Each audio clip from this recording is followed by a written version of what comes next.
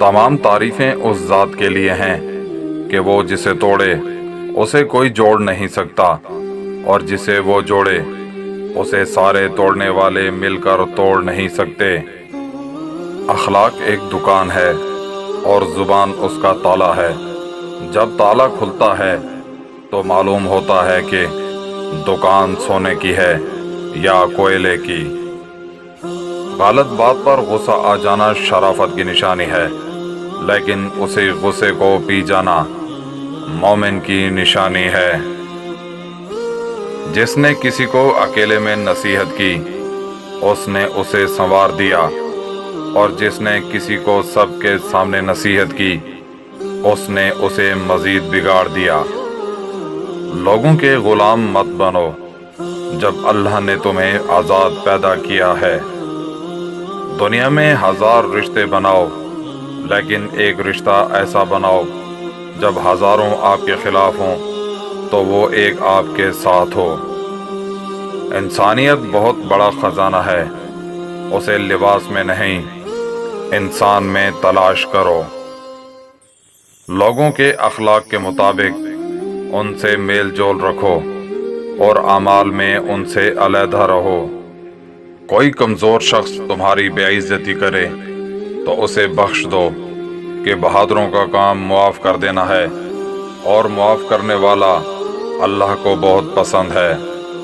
قبرستان ایسے نوجوانوں سے بھرے ہوئے ہیں جو بڑھاپے میں توبہ کرنے کے خواہش مند تھے۔ جس نے اپنی پریشانیوں کو لوگوں پر ظاہر کیا تو وہ اپنی ذلت پر راضی ہو گیا۔ جب بھی کسی کے ساتھ نیکی کرو تو اسے بھول جایا کرو جیسے گناہ کرتے وقت اپنے رب کو بھول جاتے ہو۔ جس آدمی کی زبان خراب ہو جاتی ہے اس کا نصیب بھی خراب ہو جاتا ہے۔